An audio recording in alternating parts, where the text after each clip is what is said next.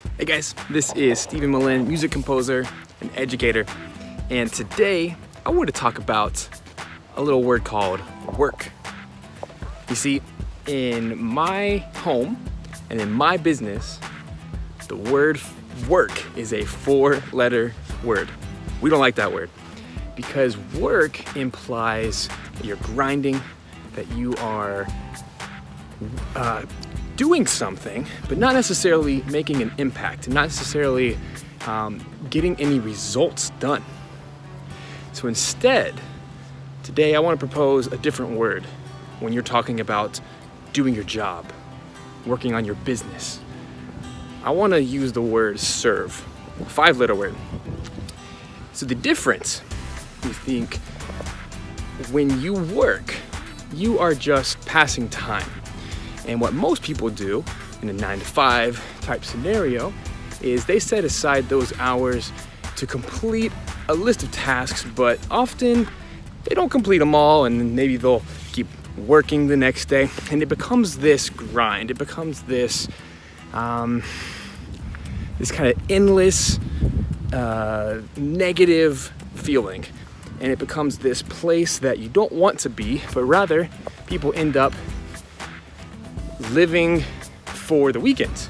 And so they keep looking forward to Friday, and they can't get out of bed on Monday, and they have a really hard time being in that environment, and rightfully so. When you have a list of tasks and you're not really seeing the results, it makes sense, right? So instead, I want to propose this word serve. And the idea is, if you are serving people, you're going to earn money. You're going to have a profitable business because people are always willing to pay you when you offer more to them than their money is worth. And so, let's say, for example, as a music composer, you write a piece of music for a game developer or for a film director, you're working on their project. When you supply that music, you are providing something of value that is so much greater than the payment that they give you, because you are actually serving them.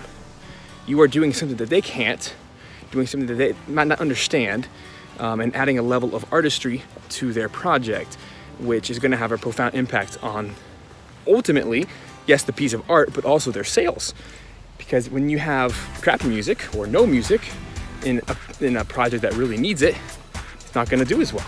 So that's always a great selling point there. But I want you to start thinking about your business less as work, but more as fulfilling a dream and serving people. So if you go into your business today, you have a couple hours to work, or maybe you're full-time like me and you're able to do this all day long. When you step into your studio and when you're contacting people and when you are responding to messages and writing music and doing all the things that you do, have the mindset of serving other people. Because when you self-serve and when you serve your own personal interests, you don't get anything done that actually matters, that moves the needle forward, so to speak. Because when you write music for yourself, or you, write a book for yourself, or write a blog post for yourself, those are fine things to do, and that's part of maybe the hobby side. But on the professional level, if you're not actively doing something to serve another person with your craft, with your products, with your services, that's why it's called service, by the way, because you're serving someone. If you're not actively doing that with the mindset of bettering their life and bettering their situation, their project, then it's not going to have any monetary value on the back end. And so a lot of younger composers find themselves in this place of working, and they're making hundreds of music tracks. But then you compare their income level, and they're stuck. They're making a few $100, but they're not able to live off that, and they're not able to have a sustainable career. They're not seeing any level of success, any level of recurring income, any level of sustainability. And you look at that, and I believe the reason is they are working, and they may be working hard, but they're not working smart because they are not serving what the needs are in the marketplace. So some practical ways to actually do this, aside from the mindset itself of how you work and how you operate throughout the day. The core element here is to make sure that everything you do is going to add value to your end client. So in your communications, for example, if you are on Facebook, you're on social media, you're twittering and tweeting, I suppose, and you're on Instagram and you're making your stories and all these kind of things, right? Don't make it about yourself. Sounds pretty simple, but have you taken a look around lately? Have you noticed how self-centered most people are in their posts? Make it about someone else. Go brighten someone else's day, and you can do this in a business smart way. If you, as a composer, really enjoy a particular product or sample instrument or plugin or program or process system, go let that person know. And that's going to attract a positivity, and it's going to attract people around you that want to be uplifted, because no one is attracted to negative people. So that in itself, you're not only encouraging someone, but you're actually making a business smart decision as well. So that's actually in your kind of, well, it's in your best interest, but you're not doing it to serve yourself. You're doing it to serve others. So that's kind of a communication thing. But also when you're writing music, read your briefs.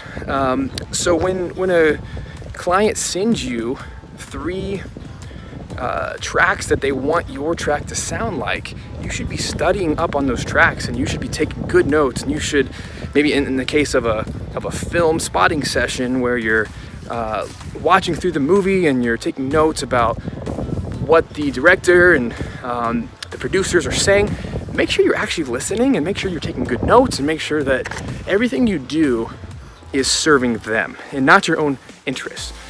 You can always do your own hobbies on the side. If you want to write your own music, that kind of gets your artistic outlet. However, if you are in the marketplace, write music that people want to buy, that people will pay money for. So you can do that by studying what other people are buying. You can check all the stats online on any of the music marketplaces, or in the case of custom scoring, make sure that you can always look at the past music that are in the games that you're reaching out to, or if people are reaching out to you, you can do your homework. It's basically what I'm saying. There's so much information online, so many analytics online. It should be pretty obvious. Now, that's not to say you shouldn't have your own artistic integrity and creativity, because you should always stay true to your own personal sound and your own personal brand. So don't compromise that. But at the core here, we're talking about serving others instead of putting yourself in the grind. So my last point here is to make sure that you're taking care of yourself in the process. I'm a big proponent of autonomy. I throw that word around a lot. It's the freedom to work when you want, where you want, to be with whom you want, and to have that level of control over your schedule and your time that a 9-to-5 job just doesn't. And as an employee, you don't have that. And so as your own business owner and operator, you get to choose how often you work. So when you're working, when you're serving, let's change that terminology. When you're serving, what are you actually doing during that time frame? Are you just burning through hours of time searching for clients? Are you burning time on social media, just making things because it's fun? Or are you actually doing needle moving business transactions? Are you actually creating something that people will buy? If it's a product, are you planning ahead? Do you have a schedule? Do you know when the release date is? If you are serving through an actual service and providing music, custom music for people, have you already created a contract that really lays out all the due dates? And are you abiding by that? And are you staying ahead of schedule? So the idea, ultimately, make sure you're serving, and then the number of hours you spend won't really matter, because the number of hours never equals results. Instead, the intentionality and the focus will always yield the results you want, which is a growing, profitable business that ultimately is in your best interest. But how great is it that you can be profitable, successful, while serving people? And if you look at all the top millionaires in the world, billionaires in the world, the most well-paid people on this planet are those who have helped the most people. So I hope this was helpful, guys. If you like this video, hit that thumbs up, subscribe to the channel if you haven't already, and I'll see you guys next time.